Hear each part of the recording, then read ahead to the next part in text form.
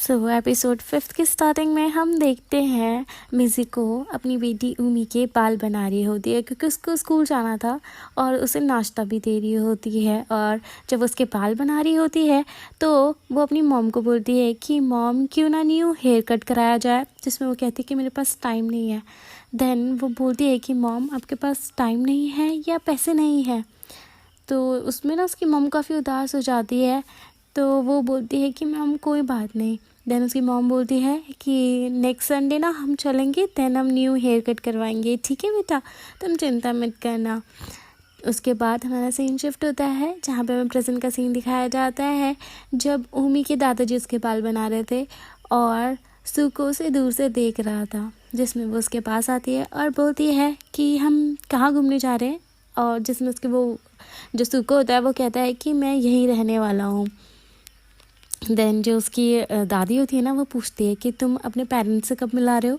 तो वो बोलता है कि मैंने अभी तक उन्हें नहीं बताया। तो वो बोलती है, मतलब उसके हाथ में मारती है और बोलती है कि तुम्हें जल्दी उनसे बात करनी चाहिए और हमें उनसे मिलाना पड़ेगा क्योंकि तुम्हें इसकी रिस्पॉन्सिबिलिटी भी तो लेनी है। तो वो उसे समझा रही होती है और उम्मीद और उसके दादाजी दूर से देख के हंस रहे होते हैं कि दादी फिर किसी और को भी डांटने लगी।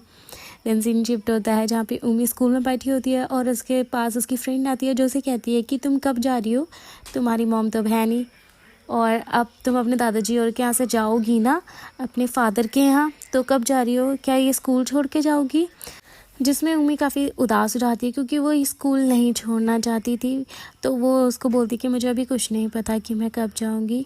तो वो लड़की बोलती है ठीक है, ओके बाय, और वो चली जाती है। देन यहाँ से हमारा सीन शिफ्ट होता है जहाँ पे सुको अपनी गर्लफ्रेंड के साथ बैठा हुआ होता है और उसको बोलता है कि ये जो बाल है ना, ये कैसे बनाते हैं चुटिया वगैरह। तो वो बोलती है कि तुम्हें ट्राई करना है। तो वो अपने उससे बताती है बालों से कि तुम ऐसे ऐसे बनाओ, उसे सिखा रही होती है। तो वो बड़े प्यार से बाल बना रहा होता है। तो वो बोलती है कि तुम हर चीज़ में इतने जेंटल हो ना, कभी रफली भी किया करो, मतलब बाल ऐसे जल्दी जल्दी बनाया करो, ऐसे बोल रही होती है। तो वो कहता है इससे तो तुम्हारे बाल दर्द होंगे ना, टूट सकते हैं। तो वो कहती है नहीं नहीं, इतने से नहीं होंगे। देन वो उसको बना के दिखा रही होती कि ऐसे बनाना है। और ये बताती है कि जब मेरी मॉम थी ना, जब मैं छोटी थी तो मेरी मॉम तो बहुत रफली बाल बनाती थी, मुझे बहुत दर्द होता था पर मॉम को कोई फ़र्क नहीं पड़ता था। तो फिर वो उसके फिर से बाल बनाने लगता है, जिसमें वो उसे बोलता है कि क्या मैं रुक जाऊँ। तो वो कहती है नहीं, तुम बनाते रहो, अच्छा लग रहा है। फिर उसके बाद वो बोलती है कि क्या तुम ये उम्मी के लिए सीख रहे हो और कब ले रहे हो तुम उसे गोद, और अपनी मॉम डैड को कब बता रहे हो। तो वो बोलता है कि मैंने जल्दी मीटिंग रखी है मॉम डैड से और तब मैं उन्हें बताऊँगा। वहीं जो उमी होती है वो अपने घर जा रही होती है तो उसकी दादी वहाँ स्कूल में बात करने आई होती है। तो वो पूछती है कि दादी क्या मैं स्कूल छोड़ के जाना पड़ेगा मुझे, जिसमें कहती है उसकी दादी कहती है नहीं नहीं बेटा, तुम यहीं पे रहना जब तक तुम्हारा मन करे। वहीं जो सुको होता है वो अपनी फैमिली से फाइनली मिलने जा रहा होता है। तो उसकी फैमिली काफ़ी तैयारी कर रही होती है, खाना वगैरह बना रही होती है उसके लिए। और जब वो आता है ना, उसकी फैमिली काफ़ी ज़्यादा खुश होती है। देन वो खाना खाने बैठते हैं जिसमें वो अपने पेरेंट्स को बताता है कि मेरी एक बेटी है। तो उसके पेरेंट्स खुश हो जाते हैं, उन्हें लगता है कि उसकी जो गर्लफ्रेंड है वो प्रेग्नेंट है। और उसकी मॉम और सब कॉन्ग्रेचुलेशन बोलते हैं और बोलते हैं कब है डिलीवरी डेट, कितने मंथ हो गए हैं, तुमने बताया भी नहीं। जिसमें वो बोलता है होल्ड ऑन, मैंने ये नहीं कहा कि होने वाली है, मैंने कहा मेरी एक बेटी है। जिसमें उसकी मॉम शॉक हो जाती है और बोलती है क्या तूने अपनी गर्लफ्रेंड को चीट किया है, तू ऐसे कैसे कर सकता है। जिसमें कहता है नहीं मॉम मेरी बात तो सुनो पूरी। तो वो बोलती है अच्छा। तो वो बोलता है कि मेरी कॉलेज में गर्लफ्रेंड थी और उसकी वो लड़की है और मेरी वो बेटी है। जिसमें उसकी मॉम बोलती है तूने कभी नहीं बताया कि तेरी गर्लफ्रेंड थी और तुझे पता था कि वो प्रेग्नेंट है। तो वो कहता है हाँ मुझे पता था पर मुझे लगा था उसने अबॉर्ट कर दिया है। जिसमें उसकी मॉम बहुत गुस्सा होती है कि तुम ऐसे कैसे कर सकते हो, ये डिसीज़न कैसे ले सकते हो, भले ही उसने अबॉर्ट नहीं किया पर तुमने उसमें सिग्नेचर किया है। और भले ही उस लड़की ने वो बच्चा पैदा किया है पर उसने कितनी सारी तकलीफ़ें झेली होगी, सिंगल मदर थी वो, कैसे करती होगी, क्या क्या फेस किया होगा और तुम उसके साथ नहीं थे। उसकी मॉम उसे बहुत सुनाती है जिसमें वो कहता है कि हाँ मॉम मैं ज़िम्मेदार हूँ पर मैं अभी कुछ नहीं कर सकता, उसकी लास्ट ही मंथ डेथ हो गई है। इसमें उसकी मॉम बोलती है कि ठीक है तुम अभी उसका रिस्पॉन्सिबिलिटी लेना चाहती हो तो बहुत अच्छी बात है और हम उसका स्वागत करेंगे अपनी फैमिली में और तुम उसके पेरेंट्स से हमें जल्दी मिलाओगे। जिसमें वो कहता है ठीक। फिर सबके सब मतलब खुश हो जाते हैं, एक्सेप्ट कर लेते हैं कि हाँ तुम लेकर आना उसे, ठीक है। और उसके बाद उसकी मॉम बोलती है चलो सब अब खाना खाते हैं। देन जब खाना हो जाता है तो सुको और उसकी मॉम साथ में बैठे हुए होते हैं, जिसमें वो उससे पूरा पूछती है मिज़ुको के बारे में कि कब था ये सब। तो वो बताता है कि 7 साल पहले, मतलब वो लड़की अब 7 साल की होने वाली है। और तो वो पूछती है कि उसकी डेथ कैसे हुई। तो वो बोलता है उसको कर्विक्स कैंसर था, उस वजह से उसकी डेथ हो गई और मुझे कोई आइडिया नहीं था। तो वो कहती है चलो ठीक है। तो वो बोलती है कि तुम्हें पता है बेटा, जब मैं सिंगल मदर थी तो मैंने क्या क्या फेस किया था। मेरे पास पैसे नहीं थे तुम्हें बार्बर की शॉप पे लेके जाने के लिए, खुद ग्रूम अप होने के लिए, पर फिर भी मैंने बहुत स्ट्रगल किया। तो उसमें कहता है हाँ मॉम मैंने देखा है, मैं भी बहुत लोनली था घर पे, पर मैं आपकी कंडीशन समझ सकता हूँ। दूसरी तरफ जो उमी होती है, नेक्स्ट डे वो टीज़ोके से मिलने जाती है और उसको बोलती है कि मैं अपनी मतलब फ़ादर के साथ काफ़ी फ़न कर रही हूँ, आप कैसे हो, आप तो मिलने भी नहीं आते हो। तो उसमें कहता है कि बेटा अब मेरी कोई ज़रूरत नहीं तुम्हारी ज़िंदगी में। तो वो बोलती है ऐसे कैसे, जब मॉम थी तो आप ही तो थे, हमेशा हमारे साथ थे। तो उसमें कहता है हाँ बेटा, पर अब तुम्हारे पास तुम्हारे डैड है और तुम्हें उनके साथ रहना चाहिए। फिर शाम को जब वो अपनी कलीग के साथ बैठा हुआ होता है तो वो बोलता है कि सुको कितना शेमलेस है, जब उसकी वाइफ या मतलब जो उसकी गर्लफ्रेंड है मिज़ुको तड़प रही थी तब वो आया नहीं और लास्ट में उसकी बेटी को लेने आ गया।